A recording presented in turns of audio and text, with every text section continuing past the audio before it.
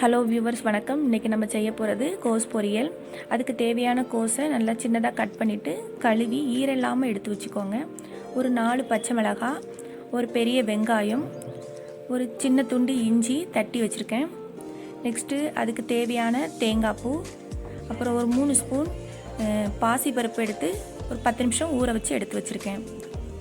Next ஒரு கடாயில் 4 spoon தேங்காய் எண்ணெய் ஊற்றிருக்கேன். எண்ணெய் சூடு ஏறினோடனே ஒரு ஸ்பூன் கடுகு, ஒரு ஸ்பூன் சீரகம் போட்டு நல்லா தாளிச்சிக்கலாம். அப்புறம் அதுக்கு தேவையான வெங்காயமும் போட்டுக்கலாம். வெங்காயம் கொஞ்சம் வதங்கின உடனே நம்ம வச்சுருக்கிற இஞ்சி துண்டை அது கூட சேர்த்துக்கலாம்.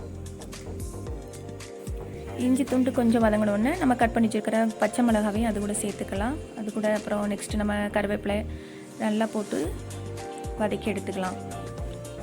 கொஞ்சம் நல்லா வதங்கின பிறகு நம்ம கட் பண்ணி வச்சுருக்கிற கோஸையும் இது கூட சேர்த்துடலாம்.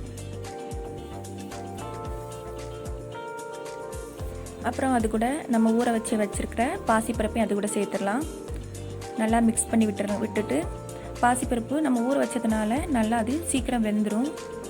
மூடி வச்சு ஒரு 2 நிமிஷத்துக்கு ஒரு நேரம் எடுத்து பார்த்தீங்கன்னா நல்லா வெந்திருக்கும்.